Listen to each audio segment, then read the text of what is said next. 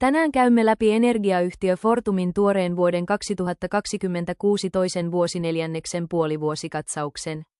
Sukelletaan suoraan lukuihin, strategisiin siirtoihin ja energiamarkkinan kehitykseen. Vuoden 2026 toinen neljännes oli Fortumille tuloksellisesti hieman vertailukautta pehmeämpi. Yhtiön vertailukelpoinen liikevoitto laski 106 miljoonaan euroon edellisvuoden 115 miljoonasta eurosta. Liikevaihto puolestaan oli 1124 miljoonaa euroa. Tulospaineen taustalla oli ennen kaikkea alhaisempi saavutettu sähkön hinta sekä korkeammat kiinteät kulut. Vaikka Pohjoismaiden spot-hinnat yli kaksinkertaistuivat toisella neljänneksellä vesivarantojen alhaisuuden ja Manner-Euroopan korkeiden hintojen vuoksi, Fortum ei päässyt hyödyntämään näitä huippuhintoja täysimääräisesti. Syynä olivat ydinvoimalaitosten pitkittyneet seisokit, vähäiset kevättulvat ja korkea toteutunut suojausaste.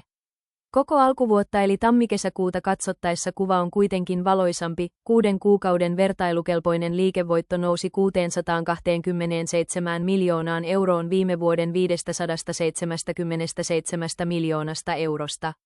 Mitä muuta Fortumin katsauksessa tapahtui? Toisella neljänneksellä tehtiin 2 merkittävää strategista avausta. Ensimmäinen on merkittävä kasvuhanke vähittäismyyntipuolella.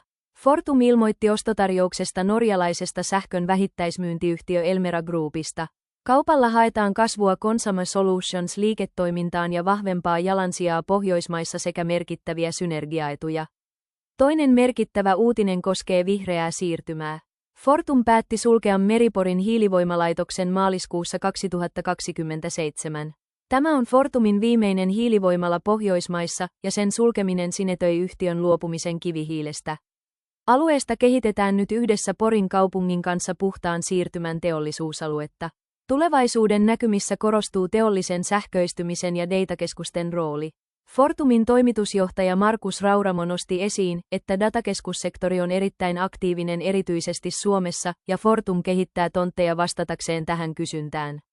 Joustava vesivoima ja vakaa ydinvoima antavat Fortumille vahvan aseman toimia teollisuuden kumppanina, kun sähkön kysyntä kasvaa pitkällä aikavälillä.